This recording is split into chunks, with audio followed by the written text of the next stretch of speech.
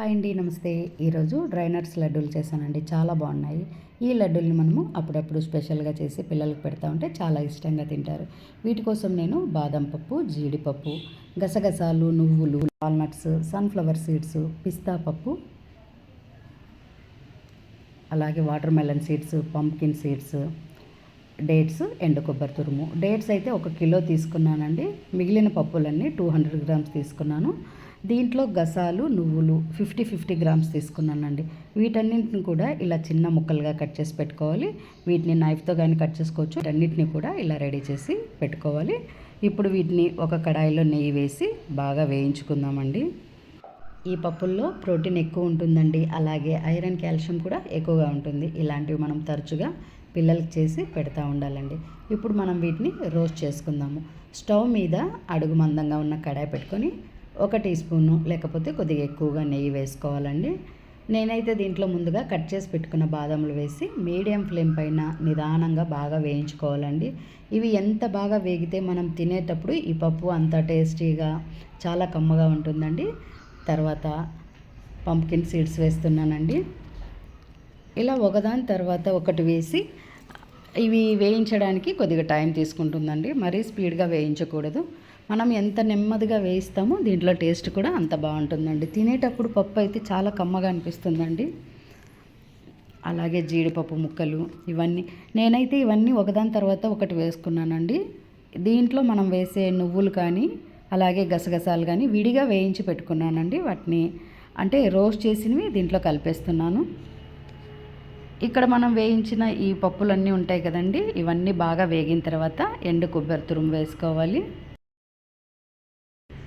ఇప్పుడు చివరిగా మనము గసగసాలు వేసుకోవాలండి. ఇక్కడ నేను గసగసాలు, నువ్వులు 2 కలిపేసి పెట్టాను. అసలు దీంట్లో ఈ గసాలు, నువ్వులు వేస్తాం కదండి, మనం తినేటప్పుడు ఇవి మనం ఎంత బాగా వేయిస్తామో తినేటప్పుడు ప్రతిదాని రుచి కూడా అంత బాగా తెలుస్తుందండి. చాలా టేస్టీగా ఉంది.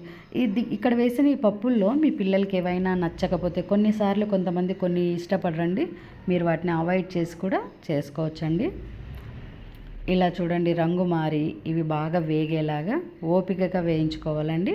ఇప్పుడు వీటిని మనము ఒక పళ్ళెంలో తీసి పక్కన పెట్టేసుకుందాము. చూడండి, వీటన్నిటిని బాగా రోస్ట్ చేసి పెట్టాము. అలాగే ఇప్పుడు డేట్స్ అండి, నేను ఇక్కడ 2 రకాలు తెచ్చుకున్నాను. ఇలా కట్ చేసి పెట్టుకోవచ్చు, లేదంటే కొన్ని చేతితో ఈజీగా తీసేయచ్చు అండి గింజలు. ఇవన్నీ కూడా ముందే ఇలా తీసి పెట్టేసుకోవాలి. ఇక్కడ మనము బెల్లం కానీ చక్కెర కానీ ఏం వాడట్లేదు కదా, ఈ డేట్స్ మాత్రమే వేస్తున్నాం. టేస్ట్ అయితే ఇవి వేయడం వల్ల చాలా బాగుంటుందండి. ఈ పప్పుల్లో కొంచెం స్వీట్ అనేది ఎక్కువ ఉంటేనే టేస్ట్ బాగుంటుందండి, లేకపోతే చప్పగా అనిపిస్తాయి, రుచి అంత బాగుండదు. ఇలా మెత్తగా అయిన తర్వాత దీన్ని కూడా కొంచెం నెయ్యి వేసి బాగా వేయించుకోవాలండి. ఇది బాగా ముద్దలాగా అంటుకొని ఉంటుంది. కొంచెం గట్టిగా మెదుపుతూ మనము బాగా కలిపేసుకోవాలి.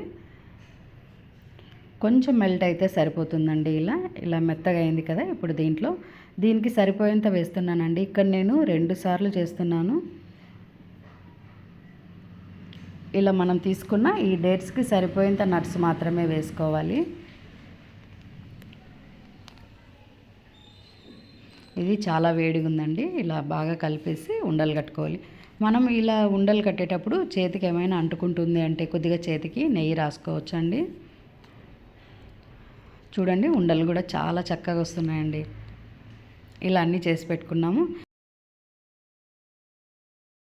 ఇప్పుడు మిగిలిన డేట్స్ కూడా మనం అన్నిటినీ మిక్సీలో వేసి ఇలాగే చేసుకోవాలి. ఇప్పుడు ముందైతే నేను కలిపి పెట్టుకున్న వాటిని ఇలా లడ్డూలు చేసి పెట్టానండి.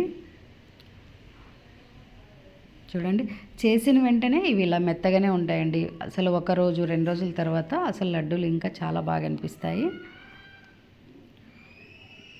చూడండి, నేను ఫస్ట్ చేసిన వాటితో ఇలా విన్ అయిపోయాయి. ఇప్పుడు డేట్స్ ఇంకా ఉన్నాయి కదండి, దాన్ని కూడా ఇలా పేస్ట్లా చేసుకున్నాను. దాన్ని కూడా ఇలా కొద్దిగా నెయ్యి వేసి ఇట్లా వేయించిన తర్వాత మిగిలిన నట్స్ అంతా దీంట్లోకి వేసి కలిపేసుకున్నానండి. ఇప్పుడు వీటిని కూడా మనము ఉండలు చుట్టుకోవాలి. ఇలా డేట్స్ అలాగే నట్స్ ముక్కలు అన్నీ బాగా కలిసేలాగా కలిపేసుకోవాలండి. డేట్స్ పేస్ట్ ఎక్కువైనా పర్వాలేదండి, చాలా రుచిగా ఉంటాయి. మీకు ఇష్టమైతే దీంట్లో ఇలాచి పొడి కూడా వేసుకోవచ్చండి. ఇలా చేతికి మనకు అంటుకుంటుంది అనిపిస్తే కొంచెం నెయ్యి రాసుకొని ఉండలు చుట్టుకోవాలండి. రుచితో పాటు బలాన్ని ఇచ్చే లడ్డూల్ని ఇలా తయారు చేసుకోవచ్చు.